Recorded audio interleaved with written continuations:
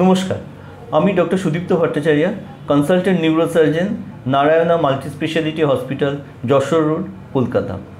আমি আপনাদের কিছু কথা বলবো কার্পাল টানেল সিনড্রোম এই রোগটা নিয়ে। এই রোগটা সম্পর্কে আপনারা হয়তো নাম শুনবেন না, কিন্তু আমাদের বাড়িতে মা, দিদিমা বা বোনেরা অনেকেই এই অসুখটায় ভোগেন।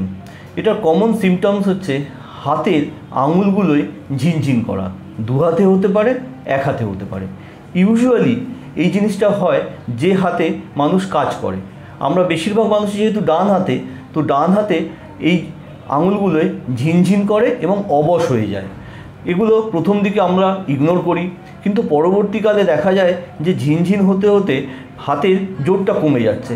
তখন মা বোনেরা ইউজুয়ালি আমাদের কাছে এসে বলেন যে আমি যখন রান্না করছি তখন হাত থেকে জিনিস পড়ে যাচ্ছে, খুন্তি পড়ে যাচ্ছে, জিনিসপত্র ধরতে পারছি না, চিরুনি দিয়ে চুল আঁচড়ানোর জন্য চিরুনি ধরতে পারছি না, এবং আস্তে আস্তে এই জিনিসটা প্রোগ্রেস করতে থাকে।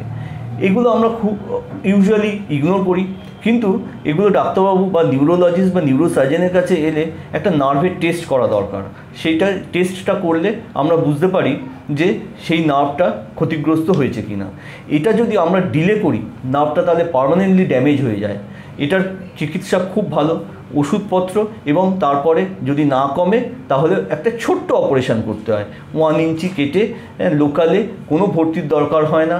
ডে কেয়ারে অপারেশান করলে কিন্তু এই রোগটা সম্পূর্ণভাবে নিরাময় হয়। আর যদি আপনারা চিকিৎসা না করেন তাহলে কিন্তু হাতের জোর যদি কমে যায় তারপরে কিন্তু আর অপারেশান করেও খুব একটা বেশি লাভ হয় না।